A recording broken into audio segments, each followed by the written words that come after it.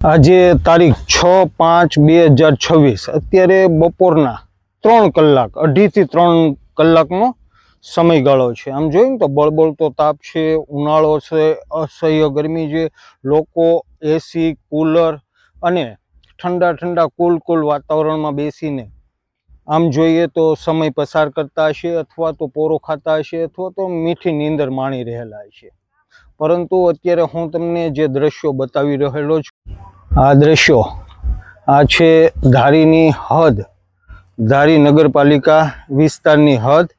અને આ હદમાં તમે જોઈ શકો છો કે જે લોકોને આમ જોઈએ ને તો આને કહી શકીએ કે આ ગરીબ લોકો છે। આ ગરીબ લોકોને કદાચ એનો હક મળેલો નથી, આ ગરીબ લોકોને કદાચ એના ભાગનું એને અનાજ મળેલું નથી, આ ગરીબોને કદાચ એના ભાગનો હિસ્સો મળેલો નહીં હોય। એટલે આ એનું ગુજરાન ચલાવવા, એના પરિવારની આજીવિકા કમાવવા તમે જોઈ શકો છો કે આ બળબળતા તાપમાં તેઓ મહેનત કરી રહેલા છે, મજૂરી કામ કરી રહેલા છે।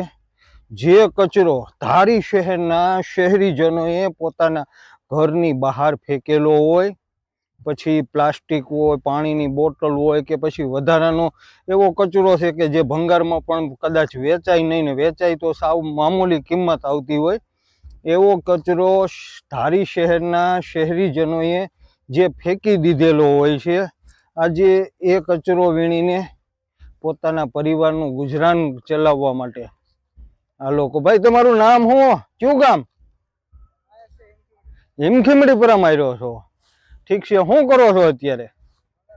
ભંગાર વીણો છો? ભંગારમાં શું પ્લાસ્ટિક ના શું વીણો છો? જે ધારી ગામમાંથી કદાચ આ કચરા, આ તમે જોઈ શકો છો કે આ કચરો અહીંયા આખા ધારીનો ભેગો થાય છે। અત્યારે વાગ્યા કેટલાય ખબર છે? 3। ગરમી નથી થતી? બરોબર છે, એટલે ગરમી થાય છે અને પેટનું ગુજરાન, પરિવારનું ગુજરાન ચલાવવા માટે કંઈક ને કંઈક કરવું પડે। બહેનો પણ છે, ભાઈઓ પણ છે, યુવાનો પણ છે। અને કદાચ આપણે પહેલાં પણ કીધું કે આ ગરીબો છે એમને કદાચ એના હકનું અનાજ મળતું નહીં હોય। આ ગરીબ